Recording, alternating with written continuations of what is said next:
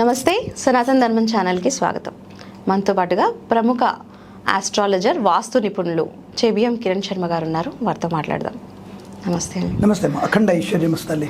గురుగారు, ఈ నెల 23వ తారీఖున వసంత పంచమి రాబోతుంది.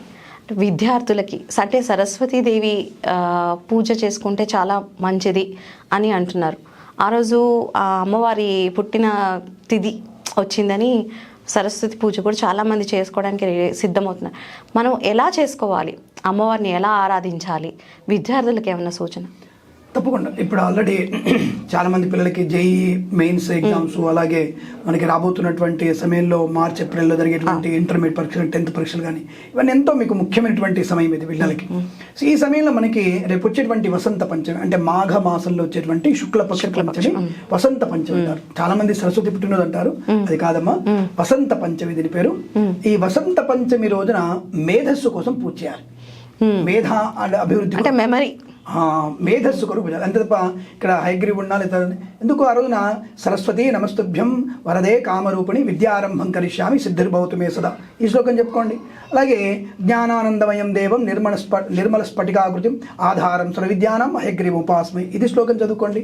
అంటే మేధస్సు పెరగడానికి దక్షిణామూర్తి శ్లోకం చెప్పుకోండి. అంటే మనకు నియమనిష్టగా మనం చేసేటువంటి ఆ ఒక్కరోజు కనుక మనం భగవన్ ఆరాధన చేస్తే అద్భుతం. అంటే చాలా మంది సరస్వతి దేవిని ఆరాధన చేస్తారు, చదువు తల్లి కదా, అమ్మవారిని పూజించే ప్రయత్నం.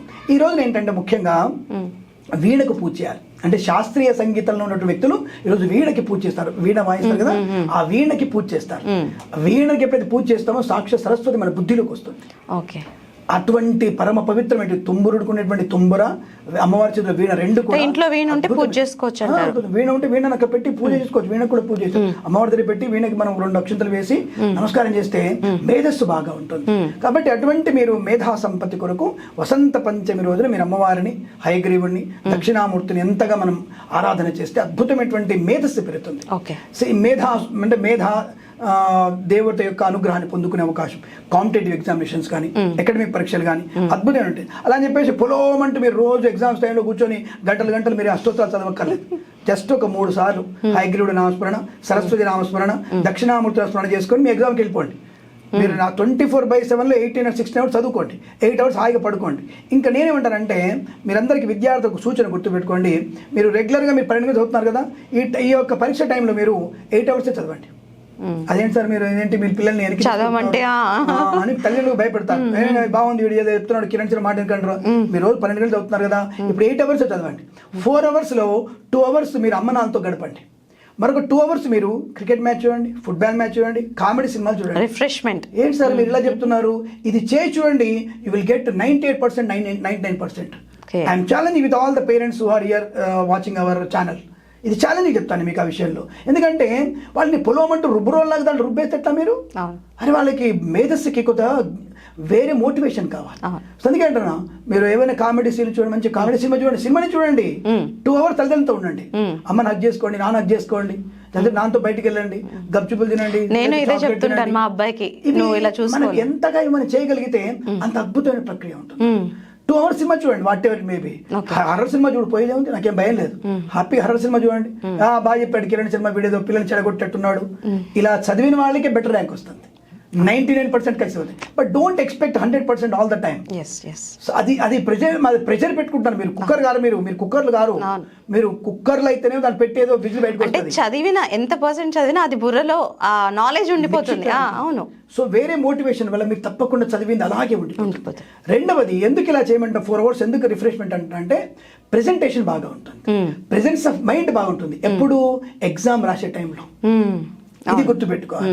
రెండవది నేను ఇంకోటి చెప్తాను పిల్లలందరూ కూడా, మీరు ఎప్పుడైతే ఎగ్జామ్కి వెళ్తున్నారో, ఎవరైతే మీరు ఎగ్జామ్కి వెళ్తున్నారో గంట ముందుగా మీరు హ్యాపీగా మీరు బుక్స్ కానీ అన్ని సర్దుకున్న తర్వాత గంట ముందుగా మీరు చదవడం మానేయండి. నేను బండి మీద కానీ కార్లో వెళ్తున్నప్పుడు చూస్తుంటారు ఎగ్జామ్ టైంలో, ఇక అమ్మాయిలు అయితే ఇక మరీ తీసి, అంటే అమ్మాయిలు అంటారు అనుకోకండి, ఏదో ఇక వాళ్ళే ఫస్ట్ ర్యాంక్ రావాలి, మేము ప్రధానమంత్రులు అయిపోవాలి, ఇక బండి వెనక కూర్చొని తండ్రి నడుపుతుంటే చదువుతూనే ఉంటారు. ఏంటో ఎందుకట్లా మాకు తెలియక చిన్నప్పుడు మేము కూడా ఇదే చేసేవాళ్ళం.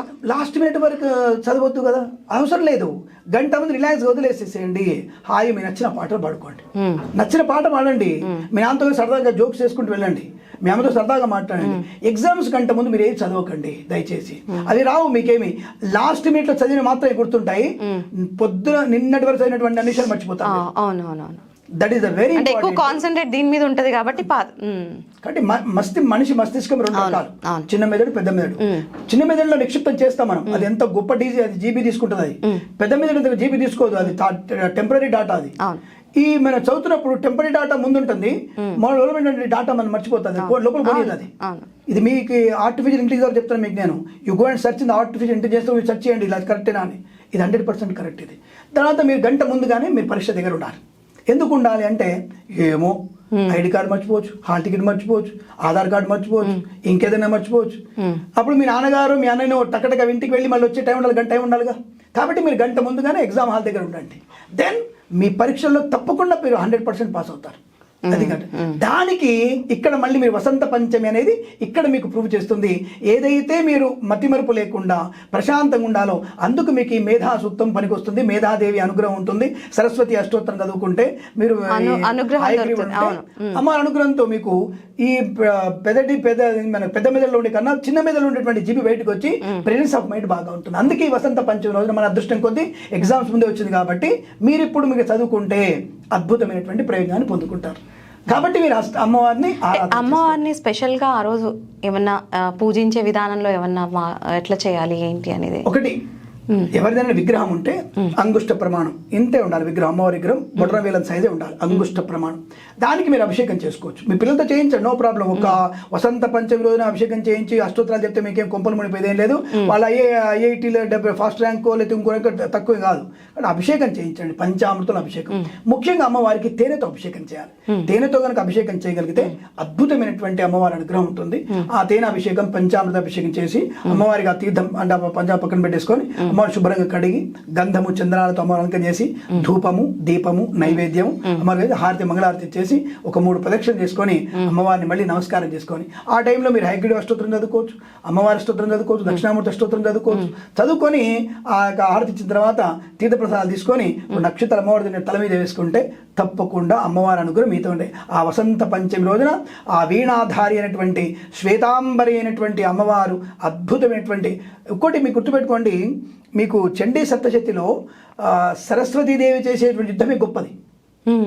అందరూ అనుకుంటారు సరస్వతి చాలా సాఫ్ట్ క్యారెక్టర్ అనుకుంటారు, కాదండో. సరస్వతి ఇస్ వెరీ అసలు భయంకరమైన క్యారెక్టర్. కాళికా అమ్మవారు మరో రూపమే సరస్వతి. అందరూ మీరందరూ అనుకుంటారు. అందుకే చండీ సప్తశతి పారాయణంలో మొట్టమొదటి యుద్ధం చేసేది దుర్గమ్మవారు, సెకండ్ యుద్ధం చేసేది లక్ష్మీదేవి, థర్డ్ యుద్ధం చేసేది సరస్వతీదేవి. వీళ్ళ అధ్యాయాలు అంటే మొత్తం దాంట్లో 700 శ్లోకాలు ఉంటాయి. 700 శ్లోకాల్లో 200 ఒక అమ్మవారికి 200 ఒక అమ్మవారికి ఉంటే ఈ ఒక్కదానికి 300 శ్లోకాలు ఉన్నాయి. ఈ ఒక్కదానికి అరవీర భయంకర. చాలా మంది లక్ష్మీదేవిని పూజిస్తారు కానీ సరస్వతి దేవిని పక్కకు పెట్టేస్తారు. ఎంత యుద్ధం చేస్తుంది అంటే యుద్ధ నైపుణ్యం ఆవిడకి ఎక్కువ. యుద్ధం సరిపోక రాక్షసు అంటే వీణ పెట్టుకుని చేతిలో ఉంటది కదా, చాలా సాఫ్ట్ అని చాలా మంది అనుకుంటారు. ఆవిడ చాలా సాఫ్ట్ కాదు, ఇలా సాఫ్ట్ లా కాదండి. ఇవిడ కొద్దిగా హర్రల్టికే ఉంటుంది ఆవిడ. అసలు చండముండలని అనేటువంటి రాక్షసులని శుంభులని లాస్ట్ కి మహిషాసుని మర్దించేది కూడా సరస్వతీదేవి. సరస్వతి అమ్మవారు ఉంటూ తన బలం సరిపోక లక్ష్మి తీసుకుంటది, తనలో కలుపుకుంటది. ఆవిడ సరిపోక దుర్గను కూడా కలుపుకుంటది. అక్కడ కాళికగా మారుతుంది. కాళిక నాలుక దాపుతుంది కదా, ఆ నాలుక దాపే సరస్వతీదేవే. మీరందరూ దుర్గమ్మ అనుకుంటారు. ఇది మీరు ఇప్పుడు చెప్తుంటే నిజంగానే కొత్త విషయం. అటువంటి కాళికమ్మగా మారిపోతుంది. ముగ్గురు కలుపుకొని తన కాళికగా మారి ఆ ఒక్కొక్కరిని చంపుతుంటే అదృస్తుంది. కాబట్టి అలాగే మీ బుద్ధిలో ఉండేటువంటి ప్రతి చెడుని కూడా నరకగలిగేటువంటి అవకాశం సరస్వతి. కాబట్టి అటువంటి బుద్ధిని మనం చంపేసుకొని సద్బుద్ధిని మనం ఉత్తమంగా తీర్చిదిద్దుకుంటే అందరూ ఫస్ట్ ర్యాంకే వస్తారండి. అందరికీ ఫస్ట్ ర్యాంకే వస్తుంది, అందరూ సందేహం లేదు. అంటే టాప్లో వచ్చినోడికి 200 వచ్చినోడికి తేడా ఉండదు. బట్ ఆ క్షణంలో అది నీ యోగం అంతే తప్ప అందరికీ కూడా మంచి పేరు వస్తుంది. కానీ మీ తల్లిదండ్రులు పెట్టే ప్రెషర్ ఒకటి. నేను ఫస్ట్ చెప్తాను, తల్లిదండ్రులారా మీరు మూర్ఖంగా ప్రవర్తించకండి. మీ పిల్లల్ని రుబ్బురోలో మిక్సీలో వేసినట్టుగా మిక్సీ పెట్టకండి. దయ వాళ్ళని రిలాక్స్గా వదిలేయండి, అది ఇబ్బంది పడే అవకాశం ఉంటుంది. ఎగ్జామ్స్ ముందు ఎట్టి పరిస్థితుల్లో వాళ్ళని 10 గంటలు 12 గంటలు కాకుండా 8 గంటలు చదివించండి. మిగిలిన 18-16 గంటలు మీరు వాళ్ళతో రిలాక్స్గా 8 అవర్స్ పడుకోనివ్వండి. ప్రశాంతంగా 8 అవర్స్ పడుకోవాలి వాళ్ళు. దెన్ రిమైనింగ్ 6 అవర్స్ వాళ్ళతో మీరు అందరూ కూడా సరదాగా కాలక్షేపం చేయండి, అనుకూలంగా ఉంటుంది అనే విషయాన్ని గమనిస్తే ఈ వసంత పంచమి రోజున ఇలా అమ్మవారిని పూజించి సాయంకాల సమయంలో మీరు సంపెంగపురం అమ్మవారిని పూజించాలి. చాలా ఇంపార్టెంట్. అంటే సాయంకాల సమయంలో సంపెంగ పూలు ఉంటాయి మనకి. సంపెంగ పూలతో కనకాంబర ఇటాటి కలరే ఉంటుంది. ఆ సంపెంగ పూలతో కనుక సరస్వతిని మనం ఒక పుష్పం పూజిస్తే, అంటే ఆ రోజు స్పెషల్ గా పూజించి వసంత పంచమి రోజు పూజిస్తే అద్భుతం. అందులో మనకి విశేషంగా ఈసారి గురువారం వచ్చింది. గురువారం అంటే సాక్షాత్తుగా ఆ యొక్క హయగ్రీవుడి యొక్క అనుగ్రహాన్ని పొందుకున్నట్టే, అలాగే మనకు ఉన్నటువంటి గురుదేవుల యొక్క అనుగ్రహం పొందుకున్నట్టే. కాబట్టి తప్పకుండా మీరు ఈ ప్రతి ఒక్కళ్ళ నుంచి కూడా ఆశీర్వచనం తీసుకోండి. ఇంకోటి, వసంత పంచమి రోజున మీకు చదువు చెప్పిన ప్రతి గురువు కూడా కాళ్ళకి నమస్కరించండి తప్పకుండా. నేను బాబాలోని, నేను మాలోని, నేను మాధుగోని, నేను దండం పెట్టాను. ఆ రోజు గురువుని మర్చిపోకుండా తప్పకుండా టచ్ ద ఫీట్, అతన్ని కాళ్ళు పట్టుకుని అమ్మాయి ఆడవాళ్ళు కానీ సరే నమస్కరించండి. దెన్ తప్పకుండా మీ అమ్మ నాన్నని నమస్కరించండి. ఇంకా మీకు 9th క్లాస్ టీచర్లు కనిపిస్తే ఫోర్స్ చేసి విష్ తీసుకోండి. సార్ నేను ఎగ్జామ్కి వెళ్తున్నా, వాళ్ళు విష్ చేస్తారు. ఎందుకంటే మీరు వాళ్ళ స్టూడెంట్స్ అంటే ఏం తెలుసా మీకు, వాళ్ళ కన్న పిల్లల కంటే గొప్పగా చూస్తారు మిమ్మల్ని. ఎందుకు, మీరు చదివితే ఎక్కడో దగ్గర నా పేరు చెప్పుకుంటాడు కదా, నా పేరు చెప్పుకుంటాడు కాబట్టి నా స్టూడెంట్ అని గ్రేడ్ చెప్పుకోవడానికి ఫీల్ అవుతారు. అటువంటి గురువులు ఉన్నారయ్యా మనకి ఇప్పటికి కూడా. ఏదో అల్లరి చేసి సినిమాలు చూపించినట్టుగా, గురువుగారి మీద దమ్ము కొట్టినట్టుగా ఇలాంటి వేషాలు కాదు మనకు కావాల్సింది. సశాస్త్రీయమైనటువంటి సంప్రదాయం. నువ్వు కాలేజీకి వెళ్తున్నప్పుడు, ఇంటర్మీడియట్ చదువుతున్నావు, 10th క్లాస్ గురువారికి ఫోన్ చేయి. గురుగారు సార్ నేను ఎగ్జామ్కి వెళ్తాను మేడం, ఎగ్జామ్కి వెళ్తున్నాను మేడం. రైట్ అని ఆల్ ద బెస్ట్ అన్న. ఓ నువ్వా, అబ్బా భలే గుర్తుపెట్టుకున్నారు నువ్వు అంటే, వాళ్ళకి లోపల నుంచి ఒక ఆత్మీయ భావన చేసి మనస్ఫూర్తి మిమ్మల్ని బ్లెస్ చేస్తారు. పాజిటివ్, ఈ పాజిటివ్ వైబ్స్ మీకు ఎంతో ఉపయోగపడతాయి. కాబట్టి ప్రతి స్టూడెంట్ అయినా సరే, ఒక 2 ఏళ్ల క్రితం సార్కి కూడా, టీచర్స్కి కానీ వాళ్ళకి కూడా ఫోన్ చేసి, మీకు ఇంకా 5 ఏళ్ల క్రితం ఉన్న వాళ్ళకి కూడా ఫోన్ చేసి విష్ తీసుకోండి. తప్పకుండా మీకు పాజిటివ్ వైబ్స్ ఉంటాయి. వాళ్ళ యొక్క బుద్ధిని మీలో పంపిస్తారు. అది గురువు చేసే శిక్షణ. వాళ్ళ బుద్ధిని మీలో ప్రసరింపజేస్తారు. దేవుడా, నా స్టూడెంట్ 8th క్లాస్ వాడు నాకు ఫోన్ చేశాడు, తప్పకుండా బెస్ట్గా పాస్ అవ్వాలి.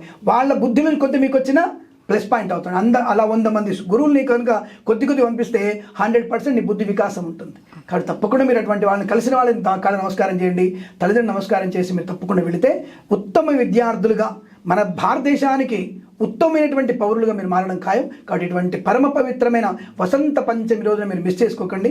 తప్పకుండా విద్యార్థి అందరూ కూడా అమ్మవారిని, అయ్యవారిని పూజించి మీరు ఆ ఇద్దరి అనుగ్రహాన్ని పొందుకొని ఉత్తమ స్థాయిలో ర్యాంకులు పొందాలని కోరుకుంటూ, సర్వేజన సుఖినో భవంతు. ప్రేమతో మీ కిరణ్ శర్మ. ధన్యవాదాలు గురుగారు.